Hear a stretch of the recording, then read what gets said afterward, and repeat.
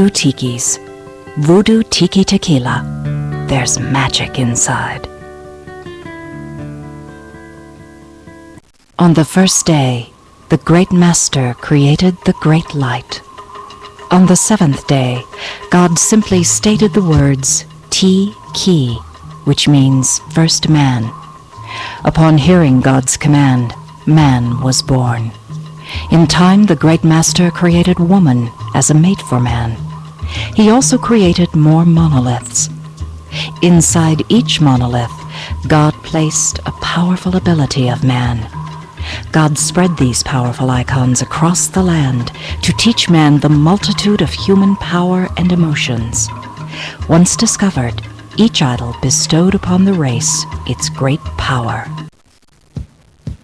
Happiness, bravery, courage, beauty, love, friendship, creativity, sensuality, devotion, charisma, prosperity, serenity, romance, bravery, passion, wisdom, irresistibility, wealth, and hundreds of other magic words.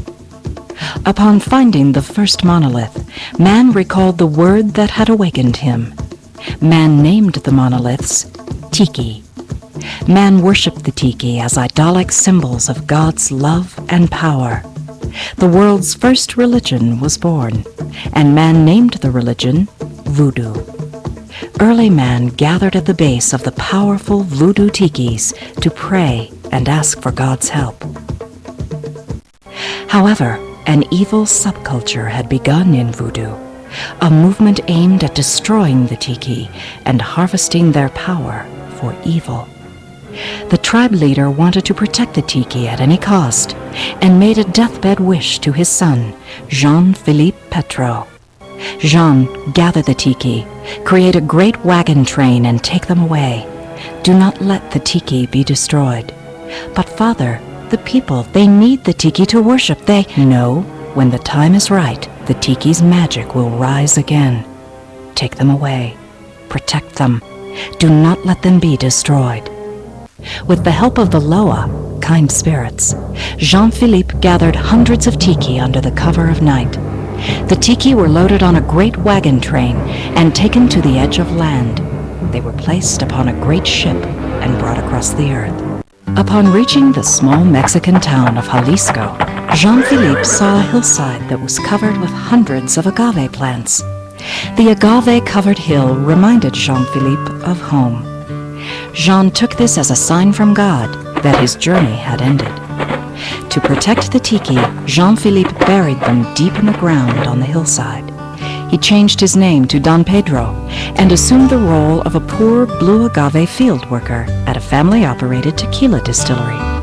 He worked hard and quickly became a member of the distillery family.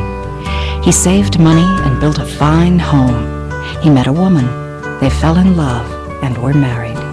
In time, they had children. The years passed quickly, and Don Pedro was blessed with grandchildren.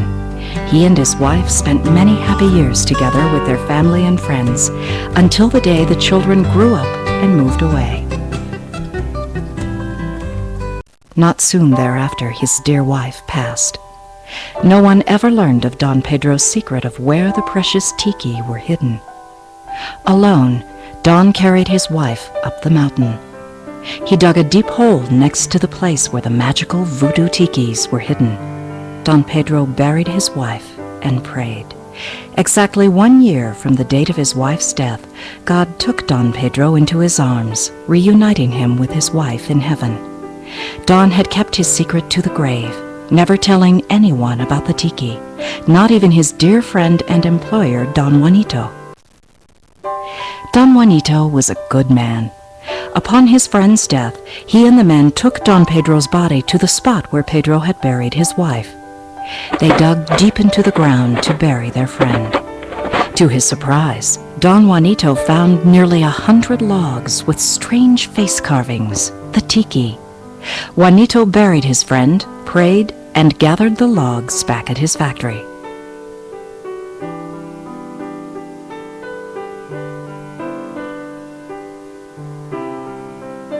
The next day, tequila production began as usual. The silver Plata tequila was double distilled and ready for sale and consumption. Like every other day, Don Juanito was handed the first sample. Raising the cup to his mouth, he paused. Don Juanito raised his glass and said, "To my friend, Don Pedro." About to drink, Don stopped and said, "No, we must wait. We will wait a year. Continue to distill, but we will not drink. We will not sell. We will wait a year." Our friend Don Pedro waited a year to be reunited with his wife.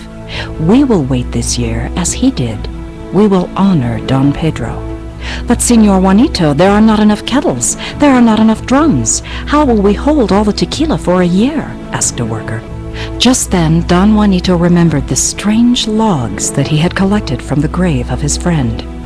"We will make barrels. Don Pedro has supplied us with enough wood for hundreds of barrels." So the voodoo tikis were carved into hundreds of barrels. Because the tequila was stored in the barrels made from the magical voodoo tikis, it became known as tiki tequila.